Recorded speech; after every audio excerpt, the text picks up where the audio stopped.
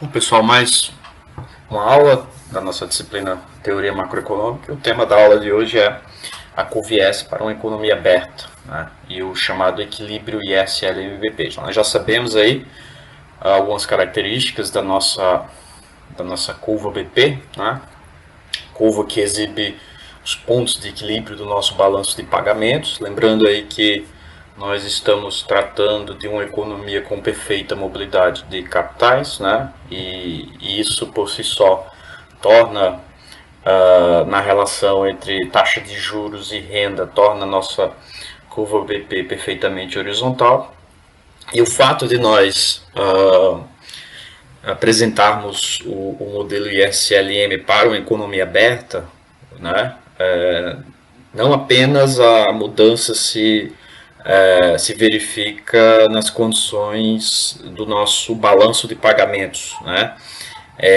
Alguns componentes lá no mercado de bens, eles necessariamente terão que ser adicionados, né? A gente sabe que para uma economia aberta existe aí um volume de movimento de exportações e importações que de certa forma pode é, impulsionar a economia tanto do ponto de vista da venda de bens fabricados aqui no Brasil, né, para outros países, fazendo analogia especificamente à nossa economia, né, bem como os residentes, né, podem ampliar o seu consumo por bens que são fabricados em outros países, no caso as nossas importações, né? Então isso de certa forma gera um impacto também ali no mercado de bens, e o objetivo aí da nossa aula de hoje, né, a primeira parte, é exatamente observar se há algum impacto, né, na abertura da economia, no formato e no desenho aí da nossa chamada curva IS. Tá? Então, a gente sabe que, algebricamente, nossa curva IS, tradicionalmente, ela é composta ali por consumo, né, investimento e gastos públicos, no caso de uma economia fechada, né? Então, inicialmente, quando nós montamos a nossa curva IS, foi estabelecida uma condição de igualdade entre a oferta agregada e demanda agregada, né? Naquele momento, a nossa demanda agregada para uma economia fechada era composta por consumo, investimento e gastos públicos. Nesse momento, nós estamos abrindo a economia de modo que agora eu tenho que inserir a demanda por bens dos estrangeiros, que são fabricados aqui no Brasil, no caso as nossas exportações, e a demanda por bens de consumo que os brasileiros realizam frente aos bens que são fabricados fora do país, né? No caso, as nossas importações. Então, para uma economia aberta, né, pessoal, a nossa condição de igualdade agora é renda igual a consumo, investimento mais gastos públicos mais o saldo aí das nossas exportações líquidas, né? A diferença entre as exportações e as importações, né? Então, respeitando ao que já foi apresentado no caso de uma economia fechada, eu tenho como equações de partida, né, a minha função consumo, a chamada função consumo keynesiana, preservando as mesmas características, né, onde a propensão marginal a consumir necessariamente encontra-se num valor inferior a 1, né, e superior a 0. Né? Então eu sei que necessariamente, à medida que a renda disponível aumenta, o consumo aumenta, mas não na mesma magnitude, né? Segundo a lei psicológica fundamental do Keynes. Eu tenho a minha função investimento, onde nós estabelecemos que o investimento é influenciado pelos movimentos da taxa de juros. Esse meu parâmetro Dzinho, ele está capturando, né? É uma medida de sensibilidade, de elasticidade do investimento com relação à variação na taxa de juros. Então eu sei necessariamente que a derivada do investimento em relação à taxa de juros é menor que zero, né? Eu sei que as variáveis fiscais, as variáveis deslocadoras da nossa curva IS, né, gasto público e tributo, são considerados autônomos, né? A ideia de variáveis autônomas, variáveis exógenas, são variáveis que a priori eu não tenho uma variável influenciando o seu comportamento, como por exemplo o investimento. Eu não posso dizer que o investimento é uma variável exógena, né? Porque eu estou estabelecendo aqui uma função que determina os movimentos do investimento, né? Mas no caso das nossas variáveis fiscais, né, o gasto público é autônomo e o nível de tributação é autônomo. Uma vez que nós inserimos aqui os componentes externos, né, no caso das exportações e importações, já foi dito aí que existe uma relação das exportações com algumas variáveis e das importações com outras variáveis também, né? Então, eu sei que as exportações elas dependem do volume, do nível da taxa de câmbio, né? Eu sei que quanto mais desvalorizada for a taxa de câmbio, maior o volume das nossas exportações. A taxa de câmbio tem um efeito de gerar um aumento na competitividade dos bens fabricados internamente, né? Os bens fabricados internamente ficam relativamente mais baratos se comparado aos seus concorrentes fabricados externamente. Então, à medida que a taxa de câmbio se desvaloriza, eu tenho um aumento das minhas exportações, né? Eu sei também que a renda do resto do mundo, né? Lembrando que o meu Y estrela é a renda do resto do mundo. Então, eu sei que se o mundo cresce, a demanda por consumo nesses países também irá crescer, né? Então, se a economia chinesa, se a economia americana, se as economias aqui da América Latina, sobretudo as economias aqui do Mercosul, né, onde o Brasil tem laços comerciais, se esses países crescem, automaticamente a demanda por bens fabricados tanto nesses países irá crescer, né, como produtos que são fabricados fora desses países, né, como o Brasil potencialmente é um produtor, é um potencial exportador de produtos agrícolas. Então, naturalmente, existe uma demanda potencial, né, do mundo por produtos fabricados internamente aqui no Brasil. Então, se o mundo está crescendo, potencialmente as nossas exportações também irão crescer. Então, estabelecido aqui na equação 6, uma função exportações, onde as exportações são determinadas aí pelo nível de renda externo, renda do resto do mundo, e taxa de câmbio, né? Então percebam que esse parâmetro x subscrito y é a sensibilidade das exportações, dadas as variações na taxa de crescimento do resto do mundo. O meu x e, né, é simplesmente o parâmetro que capta a variação do câmbio, né, e o efeito que essa variação causa sobre as minhas exportações, né? Então, todas as duas variáveis influenciando positivamente as nossas exportações. No caso das importações, são duas as variáveis que influenciam o volume de importações. A própria renda interna dos residentes, né? Então, potencialmente, quando nossa renda cresce, naturalmente nossa capacidade de consumo também cresce, né?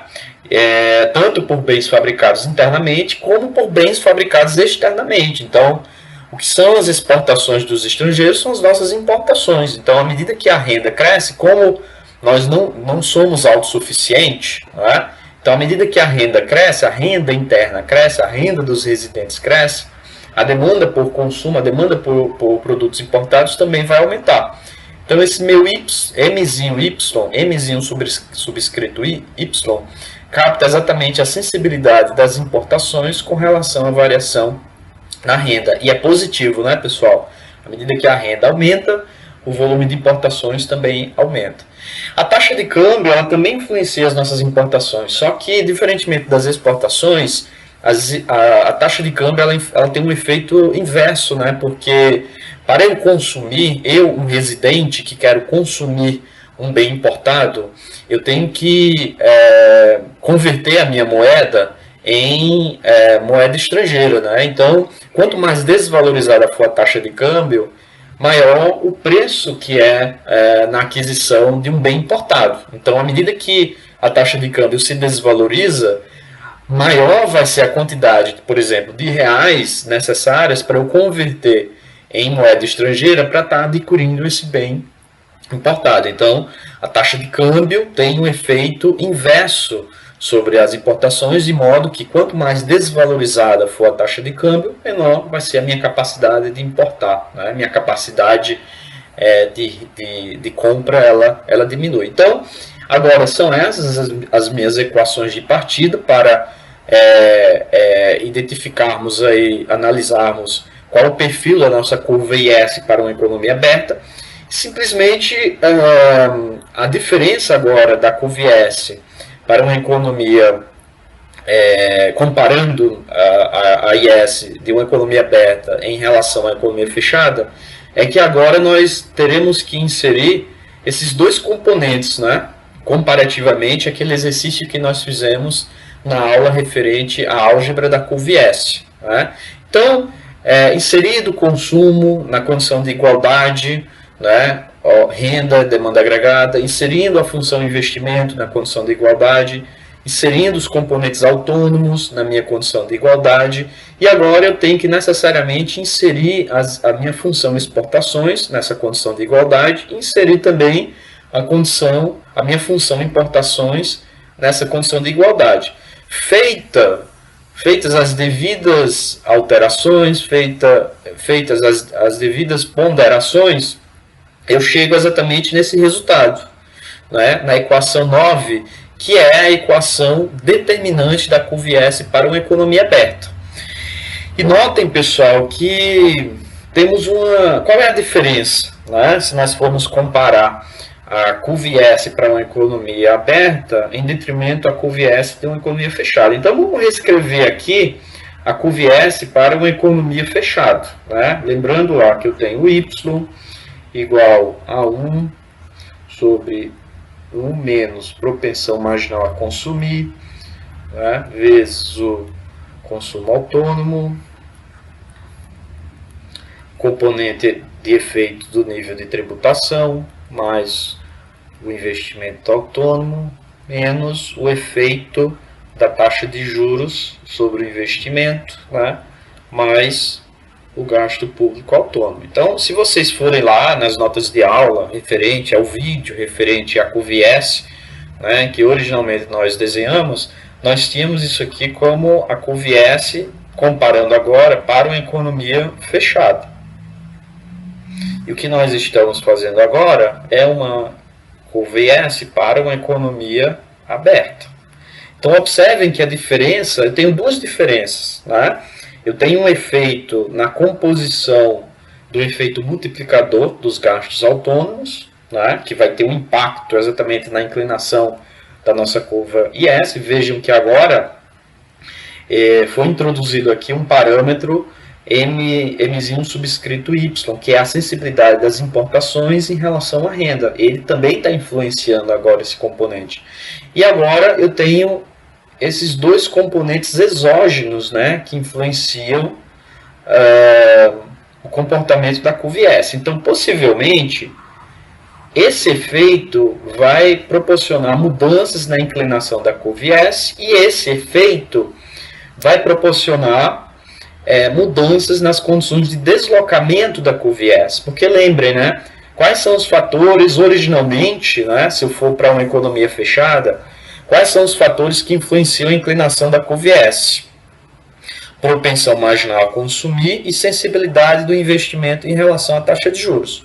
Observem que agora a sensibilidade do investimento em relação à taxa de juros continua influenciando, bem como a propensão marginal a consumir. Todavia, eu tenho mais um outro parâmetro que agora possivelmente irá influenciar a inclinação dessa minha curva IS, que é a sensibilidade das importações com relação à renda. E vejam que agora não apenas os gastos públicos autônomos, nem o nível de tributação autônoma vai influenciar o deslocamento da curva IS. Eu tenho agora que a renda do resto do mundo é um fator e é uma variável que vai influenciar exogenamente a minha curva IS, bem como a minha taxa de câmbio exogenamente vai influenciar os movimentos da minha curva IS. Por quê? Porque à medida que a renda do resto do mundo está aumentando, o meu volume de exportações está aumentando de maneira exógena, né, pessoal? E a ideia de exogeneidade, fazendo analogia a uma relação econômica, é que, olha, nós não temos controle sobre a renda do resto do mundo. Então, nós absorvemos o efeito de expansão ou redução da renda do resto do mundo, do crescimento do resto do mundo. Então, à medida que observa-se aí relações comerciais do país com outros países, e à medida que esses outros países eles crescem, ou geram efeitos de recessão, isso vai ter um impacto nas nossas exportações, porque potencialmente esses países vão consumir mais ou consumir menos dos produtos que são fabricados aqui internamente. Mesma coisa para a nossa taxa de câmbio, né? Como a taxa de câmbio ela é determinada pelas condições de mercado, oferta e demanda de moeda estrangeira, os choques que nós observamos aqui no mercado de câmbio possivelmente vai ter um impacto nas nossas importações e nas nossas exportações. Veja que o efeito exógeno que a taxa de câmbio vai gerar sobre a nossa renda agora vai ser capturado pela junção da magnitude da sensibilidade das exportações em relação ao câmbio e a sensibilidade das importações com relação ao câmbio. Ok? Potencialmente, né, essa seria a nossa curva IS, né, no caso para uma economia aberta comparada à curva IS para uma economia fechada. Ok? Nesse caso aqui, graficamente, né, pessoal, o que nós temos aqui? Nós temos reescrito aqui a nossa curva IS para uma economia fechada, né? Aí transformada agora para uma economia aberta, onde nós já estabelecemos as diferenças, né? Na inserção aqui da sensibilidade das importações com relação à renda, bem como o componente exógeno associado ao câmbio, bem como o componente exógeno associado à renda do resto do mundo. Se nós formos extrair a derivada, né, da renda com relação à taxa de juros e nós formos calcular a derivada inversa, né, esse cálculo já está estabelecido aqui, o cálculo da derivada inversa. Então, o efeito, né, de inserção aqui dessa sensibilidade, desse parâmetro, está fazendo com que a curva IS, para uma economia aberta, ela seja mais inclinada se comparada a uma economia fechada. Não é? Então, se nós formos comparar em módulo, não é? A inclinação da nossa curva IS, não é? Em módulo para IS para uma economia fechada, possivelmente eu encontro esse resultado, né?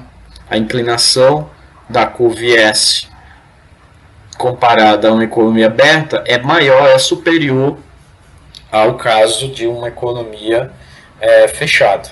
Então, é um efeito de inserção algébrica, né, pessoal? O impacto aí da abertura da economia tem um efeito também sobre a inclinação da curva IS. E no caso específico da composição aqui dos efeitos exógenos, nós podemos identificar isso por meio de variações exógenas advindas aí do choque exógeno, tanto da renda do resto do mundo como da taxa de câmbio. Então nós sabemos que para uma relação de taxa de juros e renda nós temos uma curva IS, então a gente pode se perguntar, olha, dado o aumento exógeno na renda do resto do mundo, qual o efeito sobre a minha curva IS? O efeito é similar a esse que foi observado aqui na variação do gasto público e também no nível de tributação. Eu sei que à medida que a renda do resto do mundo se amplia, eu tenho um efeito de aumento das nossas exportações. O aumento das nossas exportações gera o aumento do nosso nível de renda. Então, para uma dada taxa de juros, né, e para um dado nível de renda, quando o mundo cresce, que aumenta as nossas exportações, aumenta também a nossa renda. Então, para uma dada taxa de juros, uma expansão na renda do resto do mundo causa uma expansão do nosso nível de renda. Né? Então, o efeito é um deslocamento para cima e para a direita da nossa curva IS. Da mesma forma, lá, na relação entre taxa de juros e renda, para uma dada curva IS, na relação entre taxa de juros e renda, uma desvalorização na taxa de câmbio causa o quê? O impacto de aumento das nossas exportações e uma redução das nossas importações, porque a taxa de câmbio mais desvalorizada estimula as exportações e desestimula as importações. Então, o efeito líquido disso aqui é o quê? É o aumento do nível de renda. Né? Então, para uma dada taxa de juros e para um dado nível de renda, quanto mais desvalorizada for a taxa de câmbio, maior vai ser o nosso nível de renda. O curva IS se desloca de IS para IS'. Ok? Então, efeitos exógenos advindos da renda do resto do mundo e efeitos exógenos advindos ali da desvalorização cambial causam aí um deslocamento da nossa curva IS, estabelecido aqui esse mecanismo de transmissão, ok? Estabelecido aí as características da nossa curva BP, já de aulas anteriores, e estabelecido aí o efeito que